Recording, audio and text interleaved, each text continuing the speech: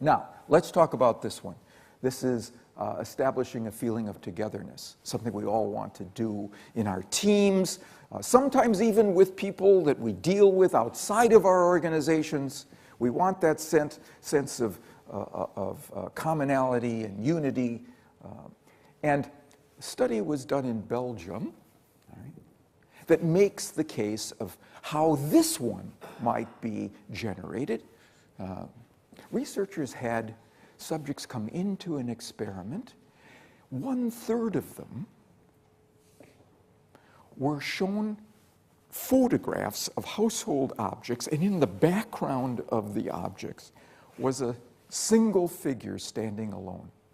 Another third, in the background were 2 figures standing apart from one another, separate. A final third, those same 2 figures standing shoulder to shoulder together. All right. Activating, raising to consciousness the idea of togetherness, collaboration, cooperation. Then, in all instances, the researcher got up from the table and accidentally dropped a series of items onto the floor. And the question is, now, who gets down on their knees spontaneously, without being asked, and helps the researcher pick these items up? Who has been stimulated into the notion of togetherness and cooperativeness? Right?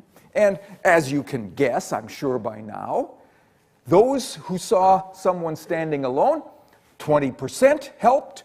Those saw people standing apart, 20%. Those who saw those figures standing together, 3 times as much.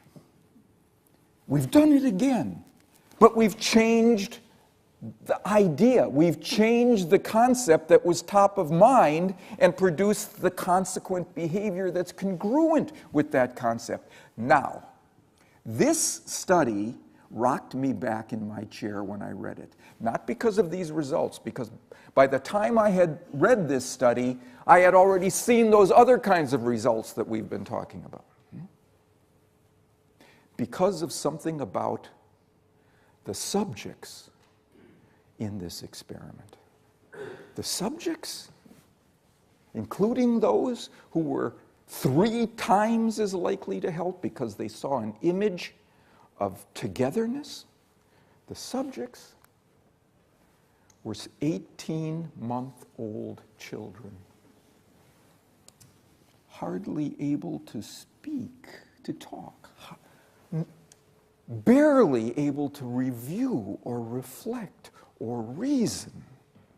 And they were powerfully mobilized by this process of pre-suasion. It tells us how fundamental, how primitive this process is, how it operates at us at very basic levels.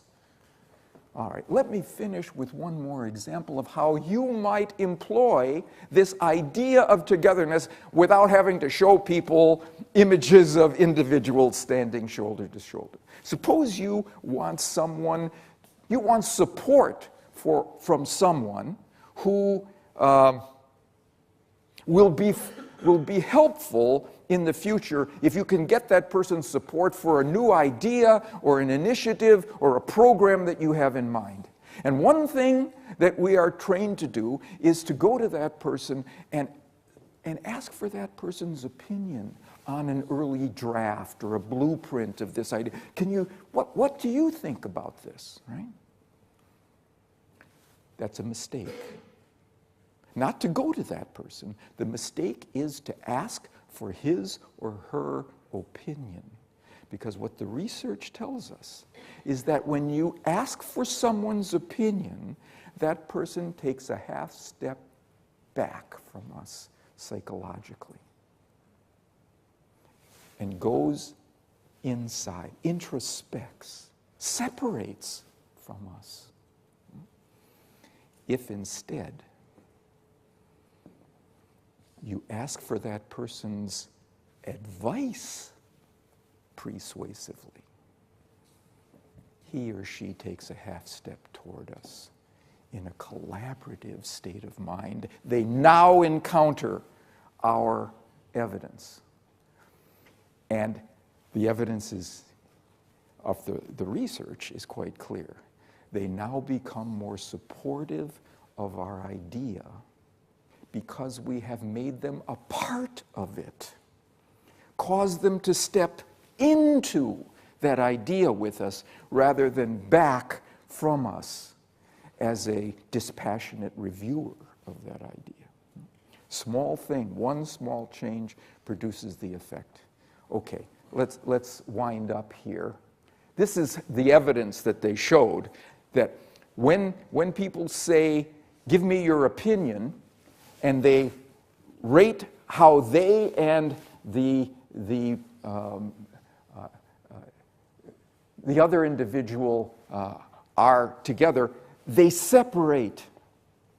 When you ask for their advice, they rate themselves as closer to the other person. It's not that, oh, when I was asked for my advice, I considered myself more helpful. No, asked about opinion, asked about advice, produces the same level of perceived helpfulness. The difference is the perceived unity that asking for advice rather than, right? So there's an old saying that when you ask for someone's advice, you're usually asking for an accomplice, right? Here's what the behavioral research says. If you get that advice, you get that accomplice. Okay, let's finish. All right, here's, right, a communicator can change what I'm paying attention to, and in the process, change who I am in that moment. If you are that communicator, I'll be at your disposal in that moment. Therefore, we would both benefit from knowing more about this process. And I hope that the information you've heard today begins to help provide that knowledge in this regard.